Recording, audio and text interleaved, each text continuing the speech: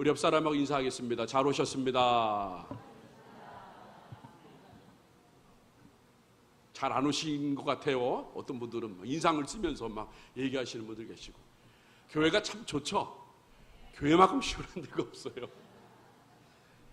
집에서 에어컨을 틀면 야, 이거 1시간 후에 꺼야 되나 2시간 후에 꺼야 되나 걱정이 되는데, 교회 오는 건 우리 담임 목사님 마음이 넓어서 10시간을 틀든 20시간을 틀든 그냥 교회만 성도들이 와서 막 시원했으면 하는 바람만 이렇게 가지고 계시는 것 같아요. 여러분들, 교회가 좋은 곳이고 교회가 복된 줄로 믿습니다. 오늘 이 시간에 여러분들 주님 전에 왔으니까요, 정말 하나님이 주신 그 은혜, 하나님이 내게 주신 그 말씀이 무엇인가를 좀 깨닫기를 바랍니다. 오늘 제목은 그래서 슬럼프라는 제목을 가지고 말씀을 나누도록 하겠습니다.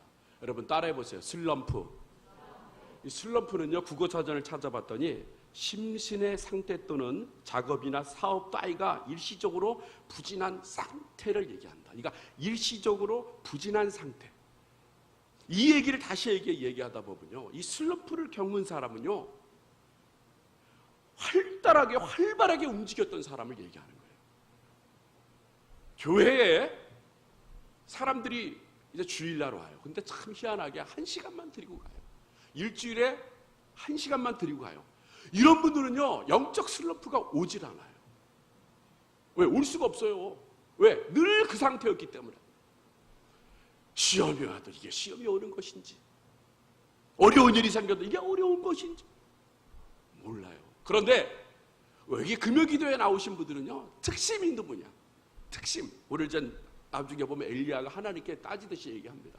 특심 있는 사람, 특별하게 하나님을 사랑하는 사람들, 그 사람들이 모인 오늘 이 금요기도에, 여러분들은요, 신앙생활하다 보면 이런 슬럼프가 올 때가 있어요.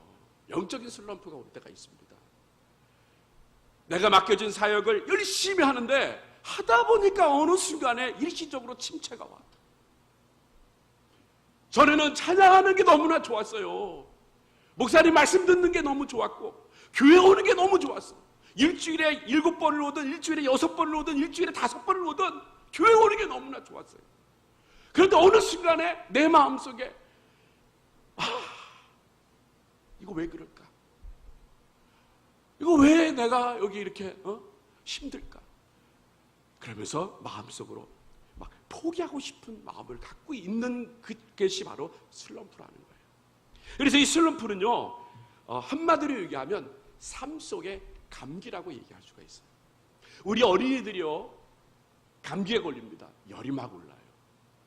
우리 저번 주에 우리 양호천 집사님이 그 딸 유리가 막 열도 오르고 토하고, 그래서 병원에 입원을 했어요. 근데 자라면서 그런 병이 생겨요. 근데 참 희한한 게 뭐냐 하면, 병이 생기는 것에서 거기서 나약해지는 게 아니라, 병이 생기면 그 병을 이기고 나면 더 건강해지고 더 성숙해진다는 거예요. 우리가 영적인 슬럼프를 우리가 경험을 하다 보면요, 그때는 지옥과 같고 그때는 너무 힘들지만 이것을 믿음으로 이겨나가다 보면 어느 순간 나도 모르게 우뚝 서 있는 그런 억센, 또 든든한 그런 신앙인으로 성장되어 있다는 것을 깨닫게 된다는 얘기예요. 그러므로 사랑하는 성도 여러분, 오늘 여기 계신 분들은요, 내가 삶 속에 감기에 걸리는 일이 있어요. 영적인 감기에 걸리면요, 하나님께서 내게 건강함을 주시려고 하나님이 내게 이런 감기를 주시는구나, 이렇게 생각하셔야 된다는 거예요. 얼마 전에요, A 집사님이 교회를 안 나오세요. 유심히 쳐다봤는데 그 자리에 계셔야 되는데 안 계셔요. 그래서 전화를 했습니다. 집사님, 왜 교회에 안 보이는데 왜 안 보이세요? 대답을 안 해. 분명히 집에 뭐 문제가 생긴 거예요. 그래서 또 다시 알아봤어요. 집사님, 그 얘기 좀 저 좀 해주세요. 뭔 문제 때문에 교회를 안 나옵니까? 얘기를 안 해요. 그런데 어느 집사님이 저한테 전화가 왔어요. 목사님, 여기 집사님이 지금 부인 집사님이 좀 많이 아프신 것 같아요. 기도해 주세요. 그래서 제가 또 전화를 했어요. 집사님, 사정 얘기 들었습니다. 지금 이럴 때 기도해야지. 이럴 때일수록 교회 나와서 하나님 앞에 예배를 드리시고 하나님 앞에 찬송하고 하나님 앞에 나가셔야지. 어려운 일이 생길 때 하나님을 찾으셔야지. 주저앉으면 안 됩니다. 왜 이분이 그런 마음을 가질까요? 열심히 했던 분이고 또 교육부서에서도 열심히 했던 분이 왜 그럴까요? 어려움이 오기 때문에 내려놓고 싶은 거예요. 그런데 그 일이 너무 잘 돼가지고요. 이제 통화하면 막 집사님이 막 그 일을 잘 이겨내서 목소리도 밝아지고 막 씩씩해졌어요. 막 말도 별로 없으시는 분이 그냥 자세하게도 설명해 주시는 거예요. 분명히 이겨낸 줄로 믿습니다. 그런데 오늘 말씀 속에서 보면요, 엘리야가 그래요. 엘리야가 슬럼프에 빠지게 됩니다. 여러분, 엘리야라고 생각해 보세요. 엘리야가 어떤 사람입니까? 정말 대단한 사람이잖아요. 아합왕과의 갈멜산 전투에서 그 많은 선지자들과 대결해서 이기잖아요. 엄청난 일을 했다는 거예요. 엄청난 일. 그런 엄청난 일을 했는데 오늘 열왕기상 19장에 보면요, 이제 엘리야가 마음이 이제 굉장히 슬럼프에 빠지게 됩니다. 그 슬럼프에 빠지게 된 일이 어떤 일이냐 하면요, 우리 열왕기상 19장 2절을 한번 봉독해 보도록 하겠습니다. 자, 19장 1절부터 2절 말씀 봉독합니다. 시작. 아합이 엘리야의 무릇 행한 일과 그가 어떻게 모든 선지자를 칼로 죽인 것을 이세벨에게 구하니 이세벨이 사자를 엘리야에게 보내어 이르되 내가 내일 이맘때에는 정녕 내 생명으로 저 사람들 중 한 사람의 생명 같게 하리라 아니하면 신들이 내게 벌이의 벌을 내림이 마땅하니라 한지라. 자, 여러분, 갈멜산상에서 선지자들을 다 죽여버립니다. 그랬더니 아합 왕이요, 누구에게 그 얘기를 해요? 자기 부인 이세벨에게 그 얘기를 해요. 근데 이세벨에게 그 얘기했더니 이세벨이 그 자기 신하를 누구에게 보내면 엘리야를 보내면서 이렇게 얘기합니다. 네가 죽였던 선지자들처럼 내가 너를 반드시 죽이겠다, 이렇게 얘기를 했어요.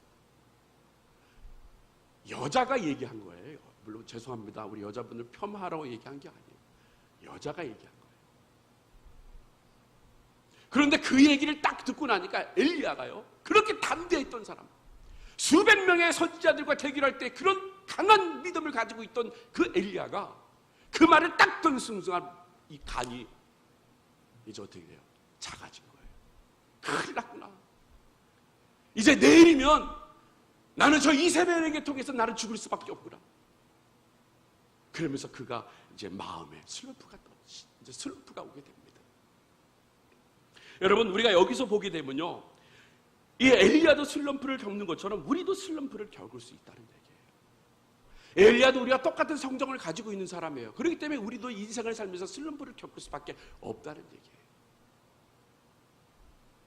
자, 그래서 4절에 이제 그 말씀이 나옵니다. 어떻게 도망가냐? 자, 4절 말씀을 한번 봉독해 보도록 하겠습니다. 시작. 스스로 광야로 들어가 하루길쯤 행하고 한 로뎀나무 아래 앉아서 죽기를 구해 가로되 여호와여 넉넉하오니 지금 내 생명을 취하옵소서. 나는 내 율조보다 낫지 못하니이다 하고. 자, 여기 보세요. 엊그저께만 하더라도 그런 능력을 가지고 있던 사람이 이세벨의 말 한마디로 인해서 이제 마음이 너무나 약해져서 이제 그가 스스로 도망을 갑니다. 스스로 광야길로 도망을 가요. 그런데 그 스스로 광야길을 도망간 것에 그친 것이 아니라 그 로뎀나무 아래에서 그가 뭐라고 얘기하냐면요, 죽기를 청하는 거예요. 아버지, 저 목숨 이제 데려가십시오. 내가 주님의 일을 위해서 열심히 했는데, 특심을 가지고 내가 주님의 일을 열심히 했는데, 그 많은 선지자들과 싸움에서 내가 이겼는데, 하나님, 지금 이런 처지를 보니까, 지금 내 처지를 보니까 너무 힘들어요. 자, 차라리 나를 데려가 주십시오. 차라리 나를 좀 죽여주십시오. 그러면서 그 로뎀나무 아래서 탄식을 하고 있다는 거예요. 여러분, 엘리야의 모습을 보면서 누구의 모습을 볼 수가 있어요? 우리의 모습을 볼 수가 있는 거예요. 엊그제만 하더라도 주야며 열심히 하나님 앞에 기도하고 찬송을 했어요. 무슨 일이 있더라도 주님만을 바라보고 주님만을 의지했었어요. 그런데 그 자기 앞에 상황에 여러 가지 일들이 쓰나미처럼 몰려오니까 그것을 이기지 못하고 도망가 버리는 거예요. 주님을 붙잡아야 되는 순간에 주님을 붙잡지 않고, 기도해야 할 시간에 기도하지 않고 그냥 방황을 하는 거예요. 우리야 엘리야의 모습을 보면서 우리를 볼 수가 있지 않아요.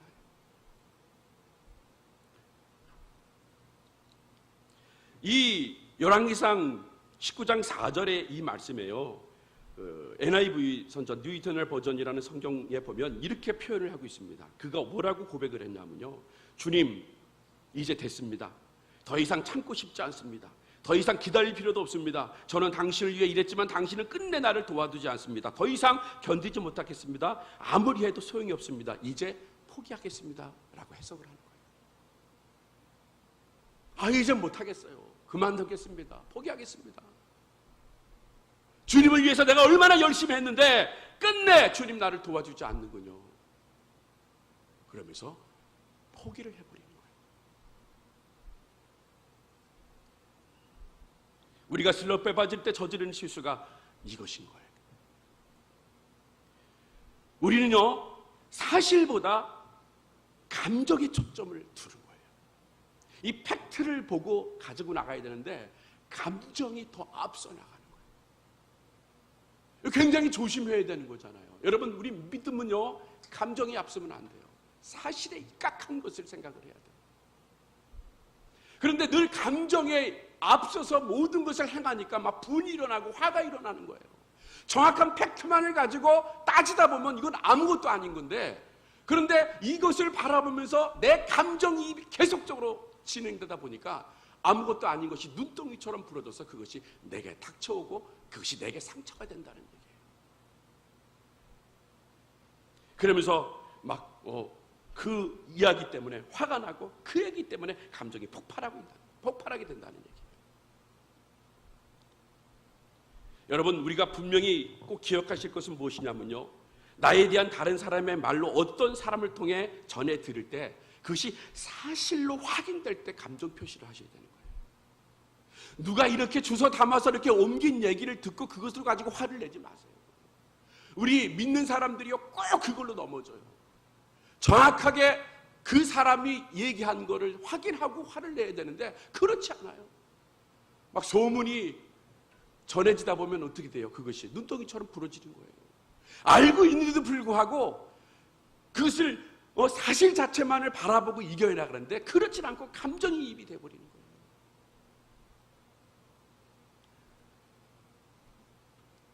여러분, 분명히 기억하실 것은 뭐냐면요, 실제 떠돌아다니는 소문은요, 대부분이 사실이 아닌 경우가 많다는 거예요.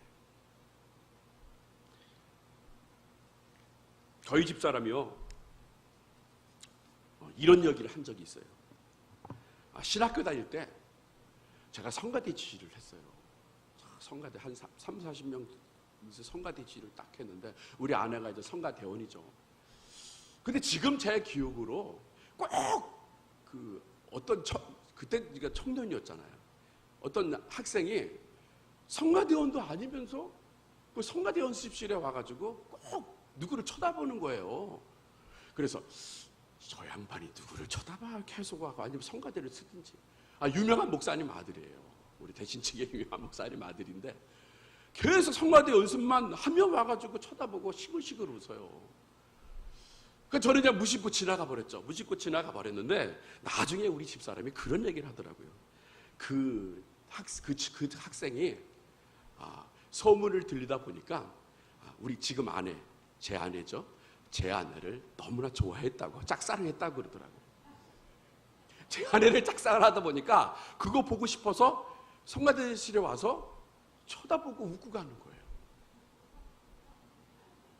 한참 지난 그분 지금 목사님 됐잖아요. 가끔씩 연락이 되고 가끔씩 만나는데 만날 때마다 기분이 안 좋아요. 왜 그럴까? 사실은 아무것도 벌어진 게 없는데, 그렇죠? 사실은 아무것도 벌어진 게 없는데 뭐요? 제 감정이 앞서다 보니까 저게 말이야 감히 어떻게 그냥 그 만나면 기분이 나쁜 거예요. 사실은 아무것도 아닌데. 여러분, 바로 우리가 그런 거예요. 감정이 앞서다 보면요, 사실을 바라봐야 되는데 사실을 바라보지 않는다는 거예요. 감정을 앞서다 보니까 아무것도 아닌 신기루를 그것이 현실인 양 착각해서 그거 가지고 성을 내고 그거 가지고 화를 내고 그거에서 시험이 든다는 얘기예요.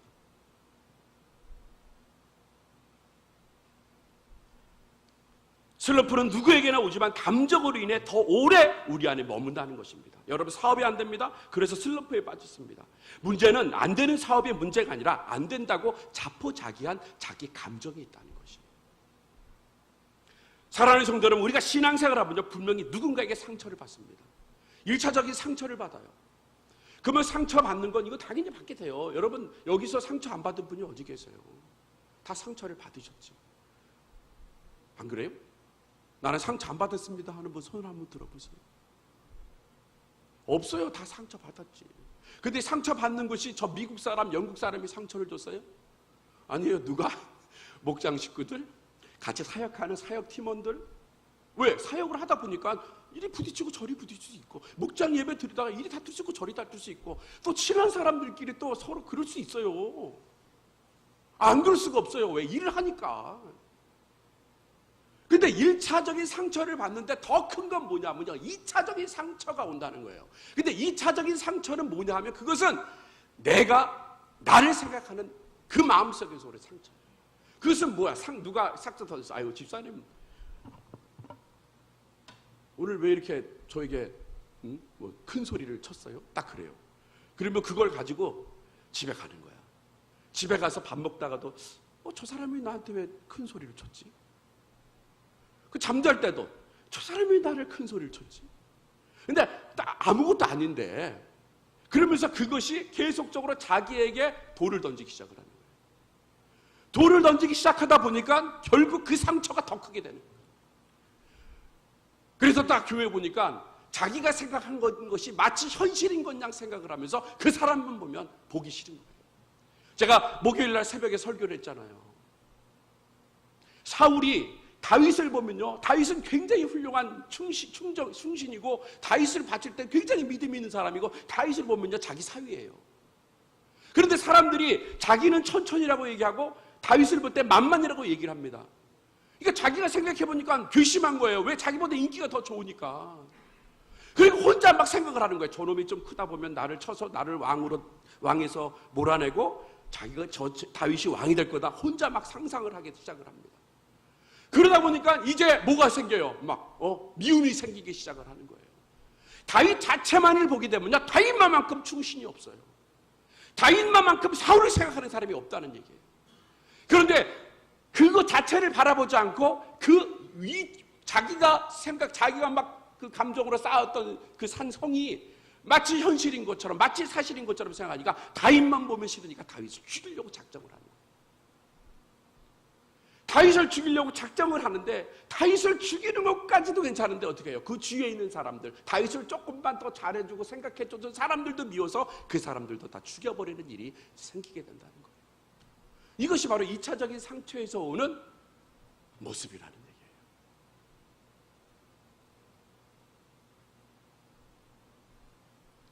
그러므로 사랑하는 성도 여러분, 자기가 생각하는 것, 이거 다 내려놓으셔야 돼요. 이게 자기가 생각하는 것을 통해서요, 계속 끊임없이 그것이 자기를 괴롭히게 된다는 것이에요. 그런데 슬럼프에 빠진 엘리야를 어떻게 해야 하냐면 5절입니다. 우리가 5절 말씀을 한번 봉독해 보도록 하겠습니다. 5절 봉독합니다. 시작. 로뎀나무 아래 누워 자더니 천사가 어루만지며 이르되 일어나서 먹으라 하는지라. 자, 여기 보니까 엘리야의 슬럼프는 몸의 탈지로 나타났어요.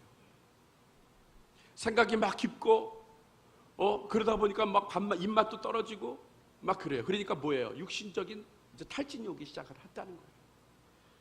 그런데 이 육체적인 탈신, 이 기력이 쇠하는 힘, 움직일 힘도 사라졌어요. 어쩔 수 없이 엘리야는 로뎀나무 밑에서 잠을 잡니다. 그때 천사가 나타나요.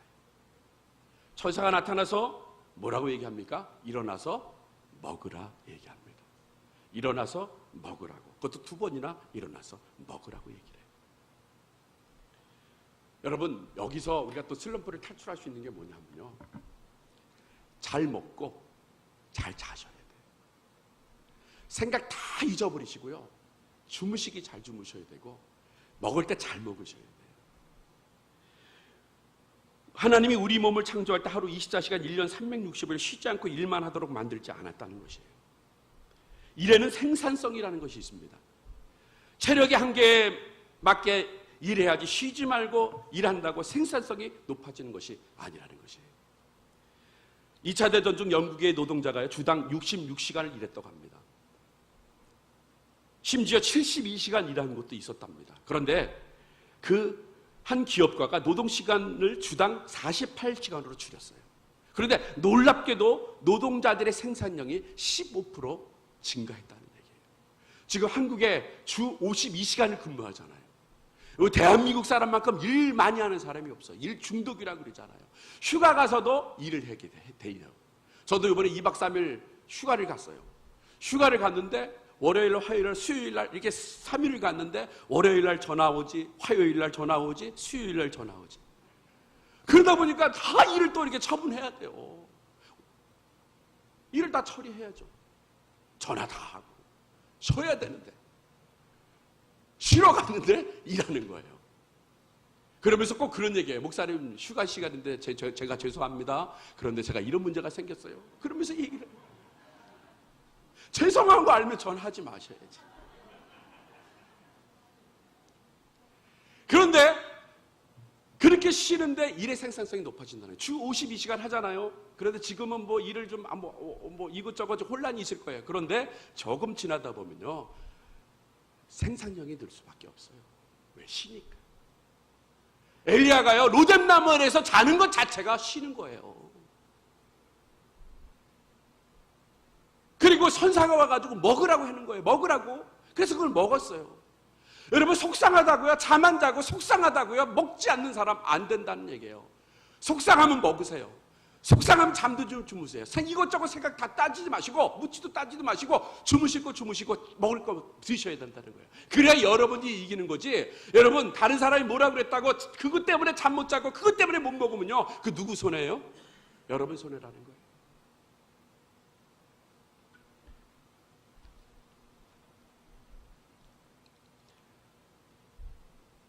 그래서 분명히 여러분 이번 여름에요 반드시 쉬시기를 바랍니다. 가족과 함께 휴가도 떠나시고요 그러시기를 바랍니다. 그래서 좀 여유를 좀 찾으시기를 바라요. 그게 좋은 거예요. 엘리야가 슬로프에 빠져나 결정적인 사건이 있었습니다. 그것은 문제를 가지고 하나님께 나아간 것이에요. 자, 우리 8절 말씀을 한번 봉독해 보도록 하겠습니다. 우리 8절 시작. 이에 일어나 먹고 마시고 그 식물의 힘을 의지하여 40주 40야를 행하여 하나님의 산 호렙에 이르니라. 자, 여기서 보면 그 먹고 뭘 얻었다 그랬어요? 힘을 얻었다 그랬어요. 그리고 힘을 얻으니까 어디로 가요? 호렙산으로 가는데 그 거리가 40주 40야. 여러분 호렙이라는 곳이 어디예요? 호렙산이 어디예요? 이 호렙이라는 것은요, 이 원문을 보면 호렙이라는 뜻은 물기가 없고 적막하고 쓸쓸하고 황량한 뜻이 갖고 있어요. 그 호렙이라는 곳이요. 근데 이 호렙이라는 곳이 어떤 곳이냐면요, 모세가 섰던 땅이에요. 모세가 하나님을 만났던 땅이 바로 호렙산이라는 거예요. 40주 40야를 거쳐서 그가 가야 될 길이 어디였어요? 하나님이 계시는 곳. 하나님이 살아서 역사하시는 곳, 모세가 하나님을 만났던 곳, 그곳을 40주 40야를 걸어가서 호렙산을 갔다는 얘기예요. 뭐 하러 갔다는 거예요? 하나님을 만나러 갔다는 거예요. 여러분 삶 가운데 모든 문제가 있습니까? 어려움이 있습니까? 거기서 우리가 해결을 받을 수 있는 유일한 길은요, 교회에 와서 하나님 앞에 예배를 드리는 것, 교회에 와서 하나님의 말씀을 듣는 것, 이것이 여러분의 슬럼프를 벗어나는 그 일에 가장 합당한 것이라 저는 믿습니다. 그러므로 힘들고 어렵던 일더라도요, 그 호렙이란 하나님을 만날 수 있는 사람이 되어야 된다는 거예요. 세상 사람 만나지 마시고 세상 것 가지고 그것을 해결하려고 하지 마시고 호렙산에 나서 하나님을 만나는 삶을 살아야 된다는 얘기예요. 우리가 스트레스 받고 슬럼프에 빠지고 쉽게 낙심하고 쓰러지는 것은 우리 속에 믿음이 없고 인간적인 생각으로 가득 찼기 때문에 그래요. 우리 속에 있어야 할 것은 없고 없어야 할 것이 가득 찹니다. 그 안에 뭐가 있어요? 분노와 절망감과 적개심과 미움과 이런 것들이 가득 차 있는데 하나님께 우리가 내놓지 않기 때문에 어려움이 오는 거예요. 요한일서 3장 21절 말씀엔요 이렇게 말씀하십니다. 사랑하는 자들아, 만일 우리 마음이 우리의 책망할 것이 없으면 하나님 앞에서 담대함을 얻고 이렇게 말씀하고 있어요. 우리 안에 세상적인 것들이 없으면요, 책망할 것이 없다고 하면 하나님께서 우리들에게 담대함을 주시고 이길 힘을 허락해 주신다는 얘기예요. 사도 요한은 우리가 담대하지 못한 이유가 우리 속에 책망할 것이 많기 때문이라고 지금 얘기하고 있다는 것이에요. 여러분, 책망할 것이 뭐예요? 바로 인간적인 생각들이라는 거예요. 이런 인간적인 생각들을 다 버리셔야 된다는 얘기예요. 인간적인 생각들을 버릴 때 그때 우리의 담대함을 얻고 힘을 얻을 수 있다는 얘기입니다. 또 잠언 24장 16절에도 말씀하십니다. 대저 의인은 7번 넘어질지라도 다시 일어나려니와 악인은 재앙으로 인하여 엎드러지느니라 말씀하세요. 대저 의인은 7번 넘어지라도 일어날 수가 있어요. 왜 일어날 수 있습니까? 하나님이 주신 힘이 있기 때문에 일어날 수 있다는 거예요. 마음이 깨끗하고 의로워져야 일어날 수 있다는 얘기예요. 내 안에 모든 악독한 마음, 육체적인 마음, 이런 마음들이 갖고 있다면 우리는 악인처럼 넘어질 수밖에 다시 소생할 수는 없지만, 그러나 우리 마음속에 하나님이 주신 마음, 그 진실된 마음만 가지고 있다고 하면요, 우리는 7번 넘어져 7번 일어날 수 있는 그런 사람이 된다는 얘기예요.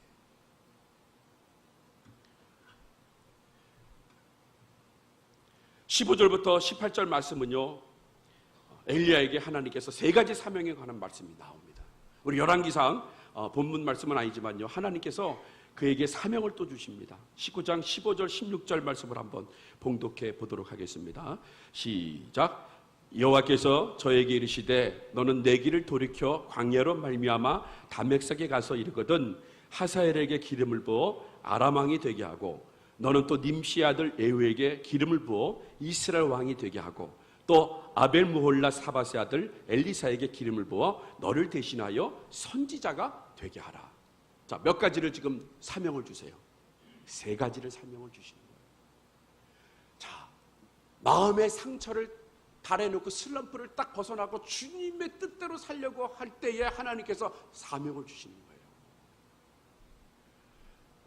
슬럼프에 빠져 있으면요, 상처받고 그냥 가만히 거기에 안주하고 있으면요, 하나님이 일을 안 주세요.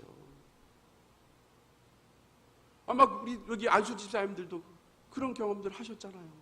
혼자 막 속상한 일이 있으면 꽉 참으면 하나님이 사명 주셔요? 안 주세요. 그런데 이것을 툭툭 털어버리고 나와서 주의를 감당하면 하나님이 사명 주시는 거예요. 그러니까 하나님이 사명 주시면 어떻게 돼요? 내가 더 커지는 거예요.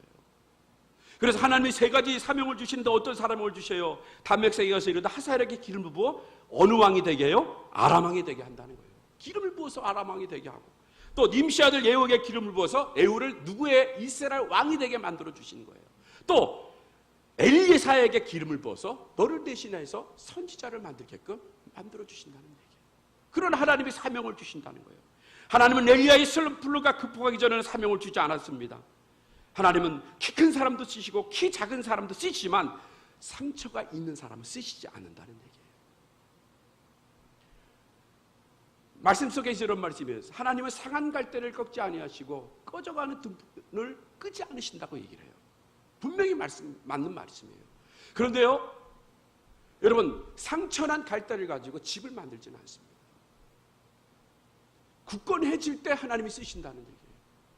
또 꺼져가는 등불을 가지고 지성소를 밝히지 않습니다. 꺼져가는 등불을 회복시키고 활활 타오르는 등불이 됐을 때 하나님이 지성소의 등불로 쓰신다는 얘기예요. 저는 오늘 여러분들이요, 상한 갈대도 좋습니다. 꺼져가는 등불이 넣어도 좋습니다. 그런데 거기에서 내가 뭘 달라고 뭐 하나님 앞에 부르짖지 마시고요, 먼저 그 상태를 먼저 회복하세요. 활활 타오르는 등불을 하나님 만들어 주시고, 하나님 상한 갈대가 아니라 강한 갈대로 하나님 만들어 주십시오.